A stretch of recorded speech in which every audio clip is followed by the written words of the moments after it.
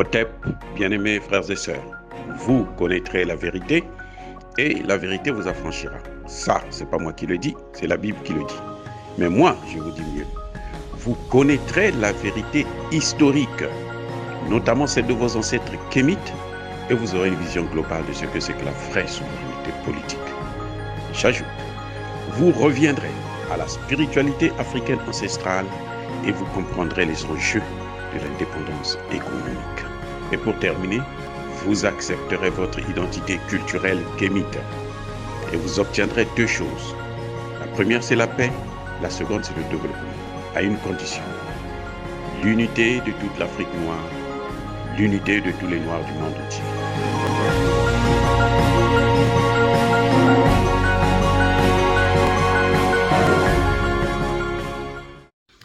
Hotep à tous. Bienvenue sur la chaîne des panafricanistes par essence, par conviction et par excellence. Celle des citoyens kémites, par nécessité et obligation de combat. Nous sommes une chaîne qui n'est guidée que par nos ancêtres et rien que par des ancêtres qui appartiennent à l'égrégore du monde noir. Par conséquent, nous ne croyons en aucun Dieu venu de l'étranger. Toutefois, cette vidéo n'est aucunement destinée à inciter à la haine ou à la violence, car nous menons un combat qui est d'abord et avant tout spirituel, ensuite il est politique, géopolitique et géostratégique, contre l'impérialisme, le colonialisme, le néocolonialisme et l'endocolonat, sur la base du principe fondamental que nous avons hérité de nos ancêtres kémites, qui est celui de la Mahat, c'est-à-dire vérité et justice. Vous êtes donc en droit de connaître la vérité et nous avons l'obligation de vous dire la vérité et rien que la vérité, afin que justice soit rendue au continent africain et aux Africains. Et ça, c'est notre modeste contribution dans cette noble lutte en faveur de la souveraineté, la dignité et l'unité africaine. C'est ce qu'on appelle, ni plus ni moins, le panafricanisme. Bien-aimés frères et sœurs, nous allons vous parler aujourd'hui du drame d'Haïti. C'est un pays qui actuellement est livré aux gangs et ces gangs sont contrôlés non seulement par les puissances occidentales, mais aussi par les autorités, députés, sénateurs et ministres. Chacun a son petit club qui sévit dans le pays. Mais le drame d'Haïti, en fait, n'a pas commencé aujourd'hui. Tout ça, c'est l'aboutissement d'une guerre. Une guerre que Haïti n'a jamais terminée. Cette guerre contre la France, cette guerre contre les États-Unis d'Amérique. Parce que Haïti a obtenu son indépendance en 1804, après avoir battu à plate couture l'armée la plus puissante au monde de l'époque, celle de Napoléon, donc française. Les Français vont manigancer, inviter Toussaint Louverture en France, où ils vont finir par l'empoisonner, le tuer, l'assassiner. Et après ça, 20 ans plus tard, c'est-à-dire en 1825, les Français vont imposer une dette coloniale à Haïti. Haïti avait le choix à l'époque, puisque le roi Charles X demandait à ce qu'il puisse reprendre encore la guerre, ou bien Haïti paye la dette. Haïti a choisi de payer la dette. Et cette dette s'élevait à près de 560 millions plutôt de dollars. Alors, vous savez, ce qui va se passer, c'est quoi? C'est que Haïti avait un PIB qui était 8 fois moins que cette dette qu'on lui demandait de payer par an. Donc Haïti était obligé de s'endetter encore auprès de la France. Et c'est ce qu'ils ont appelé, eux, la double dette. Et moi, j'appelle ça la double dette coloniale ou la rançon coloniale. Cette dette va augmenter. Et lorsque les experts évaluent cette dette, aujourd'hui, c'est environ 115 000 milliards de dollars que Haïti a payé et continue à payer jusqu'à ce jour. Parce que politiquement parlant, Haïti ne dépend que de la France et des États-Unis. Ce sont eux qui choisissent les leaders. Quand vous n'êtes pas un leader qui rentre dans leur cadre ou vous ne faites pas ce que eux ils vous demandent de faire, il est tué le plus simplement possible, assassiné. Hein? Quand il est chanceux, il va en exil. Bref, voyez, quand un pays est soumis à un tel pilori, c'est très, très difficile, c'est pratiquement impossible de s'en sortir. Et ça, c'est l'Occident. Ça, c'est ce que l'Occident demande. Ça, c'est ce que l'Occident veut de tous les pays noirs. Maintenant, en dehors de cette dette coloniale vis-à-vis de la France, en 1814, c'est les États-Unis qui viennent envahir le pays, coloniser le pays.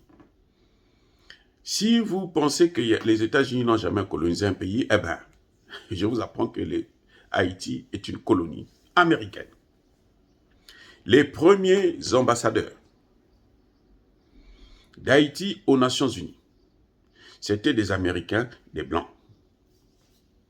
Je répète, les premiers ambassadeurs d'Haïti aux Nations Unies avaient toujours été des Américains.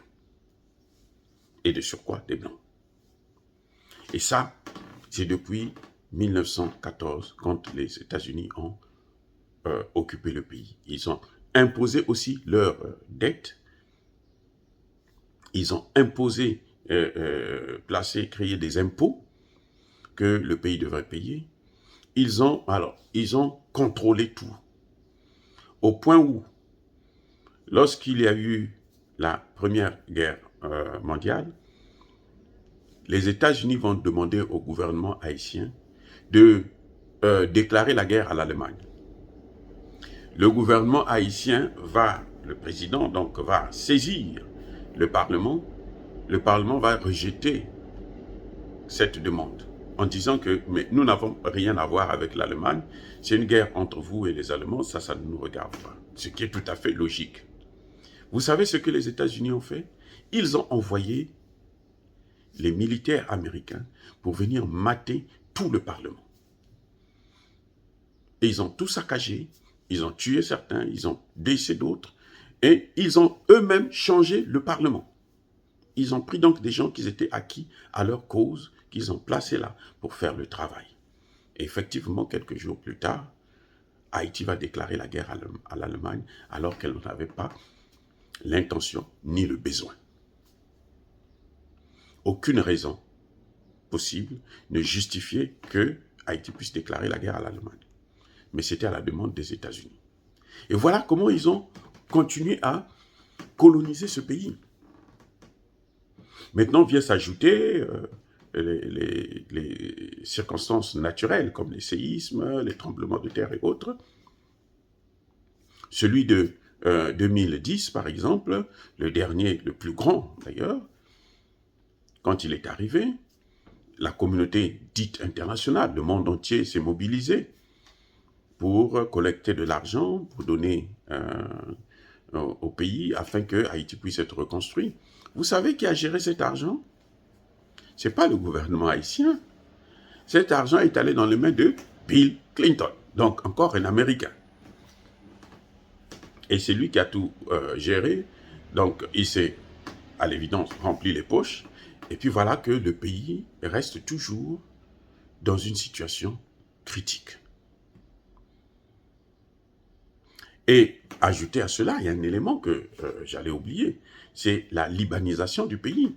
Les Libanais sont venus en Haïti en masse, ils ont occupé le pays, et certains ont fait des enfants qui sont aujourd'hui ce qu'on appelle les mulâtres. Mais dorénavant, quand vous êtes au pouvoir, si vous êtes noir, il est impossible pour vous de gouverner. Il faut être mulâtre, il faut être descendant des Libanais, il faut être Libanais pour gérer sans avoir trop de problèmes. Et chaque fois, vous allez le constater vous-même, Martelly était là, et puis bien d'autres. Chaque fois qu'il y a un mulâtre, un descendant de Libanais qui gouverne, il y a plus ou moins la tranquillité. Lorsqu'un noir arrive, c'est grave. Le comble est arrivé lorsque Moïse, le président Moïse, Juvenal, s'est permis, je veux dire qu'il s'est permis parce qu'il n'a pas le droit en fait, puisque c'est une colonie américaine, de recevoir, d'accréditer un ambassadeur russe en Haïti. Et là, c'était une erreur fatale pour lui. C'est ce qui a causé sa mort. Voilà donc un pays qui, vous avez vu, les Nations Unies sont restées en Haïti pendant plus de 30 ans. Et ce pays est toujours livré aux gangs, ingouvernable. Comment expliquer? Quelle est la démocratie que les Nations Unies, que les États-Unis, que la France et leurs alliés, que l'OTAN a amené en Haïti? Quelle démocratie? Aucune. Ils ont paralysé le pays en supprimant son armée, en détruisant. Ils ont demandé qu'il ne puisse pas avoir une armée en Haïti, sous prétexte que ça réglait les problèmes. Un pays qui n'a pas d'armée, c'est un pays qui n'a aucune protection. C'est un pays qui n'a aucune protection. C'était pas la solution. La solution, c'est libérer Haïti, laisser Haïti choisir ses partenaires, laisser Haïti choisir son système politique et que ces Libanais qui contrôlent le pays puissent arrêter avec ce contrôle. Ils n'ont qu'à repartir au Liban. Ils n'ont qu'à repartir au Liban. Ils sont habitués à la guerre chez eux et ils transportent la guerre. Ils exportent la guerre. Ça n'a aucune raison.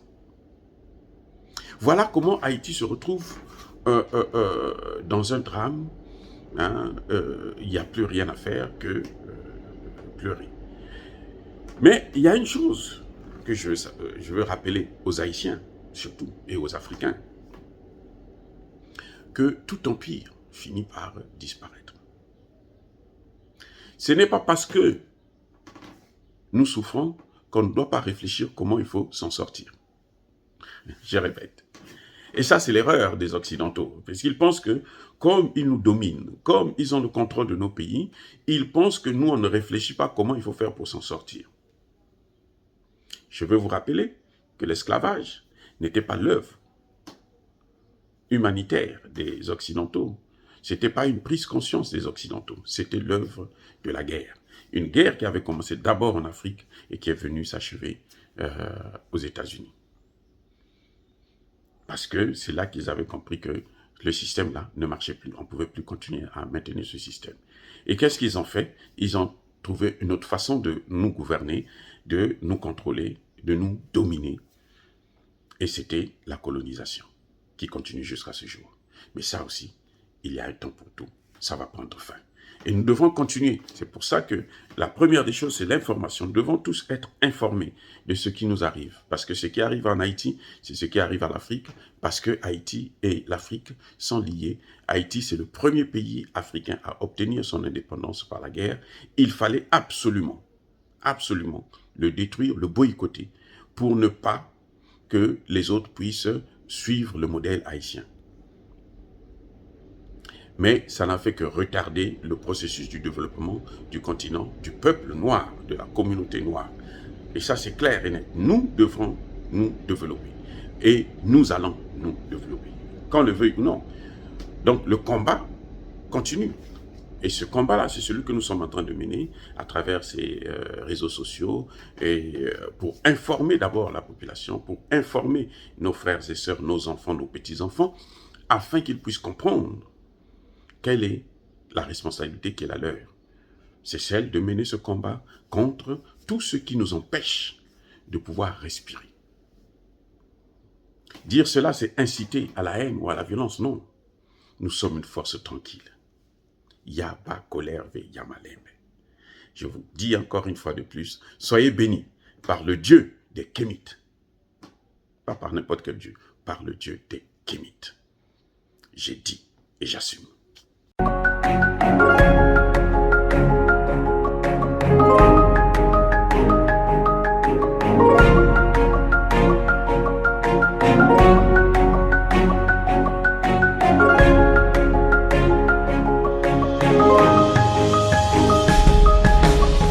Eux, ils marchent par la foi et non par la vue. Mais moi, je vous conseille vivement de marcher par la connaissance scientifique et historique, notamment celle de nos ancêtres kémites, par les 5 sens et par l'intelligence.